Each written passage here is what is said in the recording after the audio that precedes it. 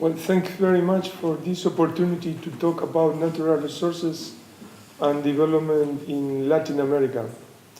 And answering your question, the role of the natural resources can be traced back to the colonial times.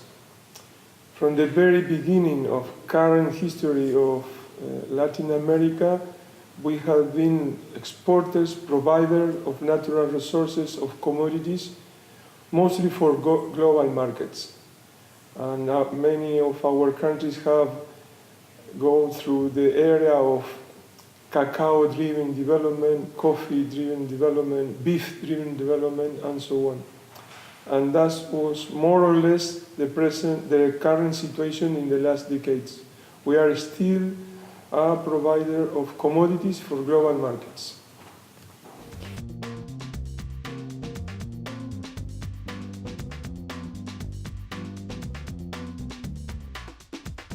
Well, this has been one of the most amazing changes in the political landscape in the continent. By the end of the 2000s, most of the countries in South America, in particular, were under new left or progressivist administrations. And they were quite successful in reducing poverty. But again, these improvements were again related to the export of commodities, because that was the time of the commodity price was very high, there was a strong demand from international markets and many investment opportunities with capital going to the South American countries. So it was something like a big experiment under very unusual situation where we have new left governments under a commodity boom. And in many countries, this results in the reduction of poverty, the increase of the so-called middle class, and consumption-driven perspective on welfare. We face the strange situation, for example, that many countries like Venezuela, Ecuador, and Bolivia depend so heavily, with over 90% of the total exports in natural resources, and of that 90%, most is based on one resource, oil. So on one side, these countries have enjoyed economic growth, but on the other side, they are more and more subordinated to the global markets as a provider of commodities.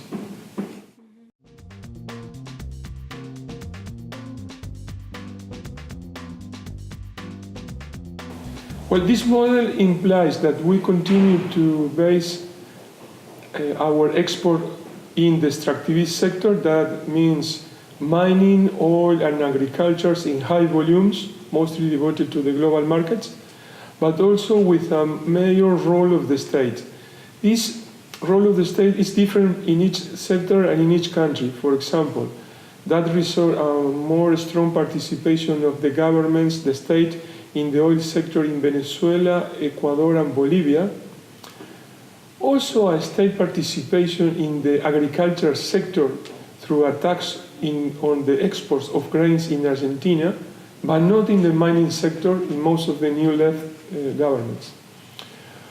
Also, this involvement of the state means a strong emphasis on economic redistribution policies. So we face a very strange situation where social justice was reduced or focused more and more on economic compensation tools, in most of the cases through cash transfers with monthly payment to the poor families, which of course are very important, but social justice is much more than a monthly payment to those families. On the other hand, as the government became more and more dependent on extractivism, this resulted that they were not overseeing, controlling, taking care of its social and environmental impacts. So there was a strong increase on social conflicts in many countries.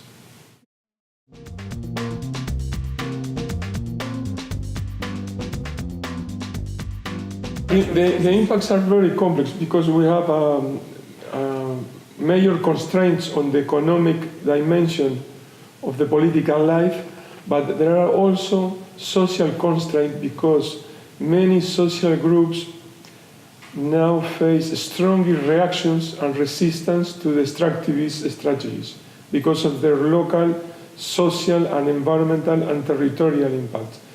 So in many cases, the problems that are faced by some progressivist groups, political groups, particularly in the Andean countries, are more and more related to a complex situation where economic, social and political factors are all together. And also because the welfare that was expected by major groups as the main promise, the main commitment of the governments, have not really fulfilled in its extent. There are still serious problems of poverty, quality of life, access to services, and so on. Mm-hmm. The situation is different perhaps in Brazil, where the crisis is more a political crisis related to the lowering of the economic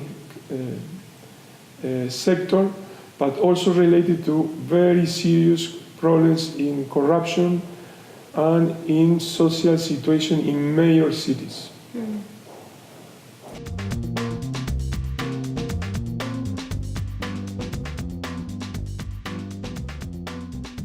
Research and the attention, mainly by the academics, are on the local impacts of the extractivist sector. For example, the pollution in a specific community, the loss of soil fertility, the problems with the access to water.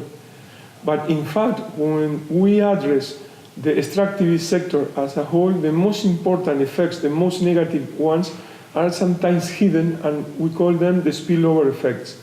The spillover effects refer to the change that the governments introduce in national policies so as to approve one or two specific projects. But that results, for example, in the lowering of environmental requirements, in the flexibility of labor conditions, in providing access to economic subsidies of cheap energy. So these favors, this change, these reforms that are introduced to support one project affects the whole national policy, the environmental policy, the social policy, the economic policy, and also affects the whole territory of the country. So these are spillovers over the national policies and spillovers over the whole country so as to favor one specific project. And this is one of the major problems of current extractivist projects in the region. Mm.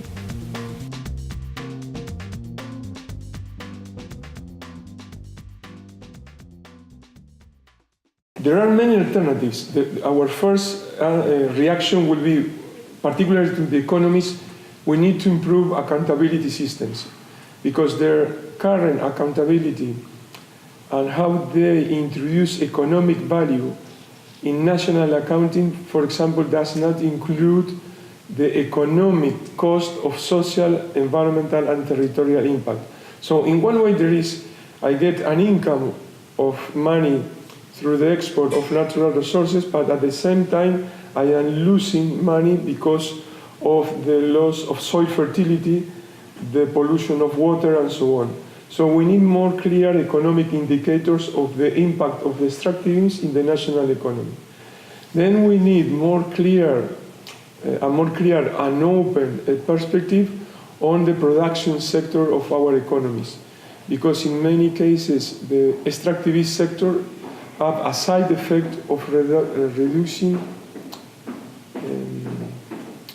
reducing other economic sectors, productive sectors, either by effects, for example, of the Dutch disease, where there is a weakening of the industrial sector when we enjoy in some way very high values of the natural currencies.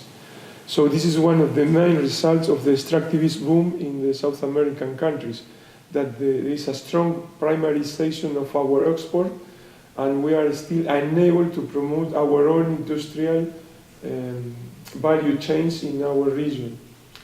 And lastly, I would say that we need to endorse the need of alternatives, because either from conservative sectors or from the new progressive one, they reach a very similar discourse in terms that there is no alternative. There is no alternative, and we should continue to be the exports of commodities and to play a role of subordinate economic actors in the global market. So my last comment would be that we must break those walls of there is no alternative and to look for other alternatives, for other economic structures, other economic relationships, but also other consumption patterns, other view of welfare and well-being. One of the most interesting outcomes of the alternative discussion in South America in particular is under the label of buen vivir. Buen vivir could be translated to English as something similar to the well-being, but well-being in a different sense to traditional Western views, because this includes the quality of life of the individuals, but individuals living in a community. And the definition of the community also includes its natural and ecological landscapes, and also these are rooted in specific geographical areas. So the well-being is a major new discussion with a mix of traditional points of view from the Western critical version of development, like the biocentric approach that recognizes rights in nature, also the ecofeminist approach, mixed, articulated with some indigenous ideas, perspective in South America, like the concept of Pachamama or Mother Earth, the concept of expanded communities. This new mixing of ideas is also at the same time very pragmatic, because it results in the proposal, for example, of tax reforms, changing national policies on territorial planning and regional planning, also how we understand our role in the globalization, and also how we understand our role in regional markets and regional integration process. So in some way, it's on one side philosophical, looking for a change not only in the conceptual framework, but also in the spirituality, in the feelings of how we address alternatives, but at the other time they are very specific, very pragmatic. So in these alternatives, most people, most actors that being active in this discussion can engage in a discussion with economic minister presenting alternative plans showing that another way is possible for their countries.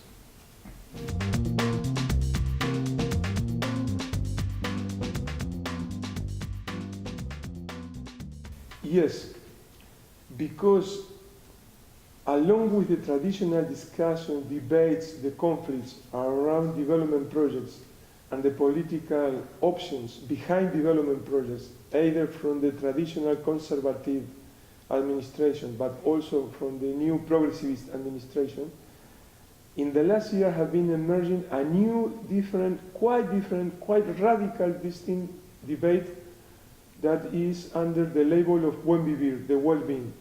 And this discussion is at the same time a critical point of view over traditional development in any of its varieties, but also permits to enter a new political debate to move beyond development, looking for alternatives. And these alternatives are at the same time post-capitalist and post-socialist. These alternatives are a mix, as I said, of traditional knowledge of some indigenous groups, but also critical points of view within Western knowledge. So they are intercultural. These new options are not a return to the past. In fact, these new options, these new debates are dealing on how to deal with the future. These new options have a strong environmental commitment, which is a critical input for this debate, particularly in times where facing major threats on the ecological level, such as climate change. And also, this new approach are producing new pragmatic, specific proposal of national policies. So in this point of, after that point of view, I am very optimistic of this very new approach to the debates and their alternatives.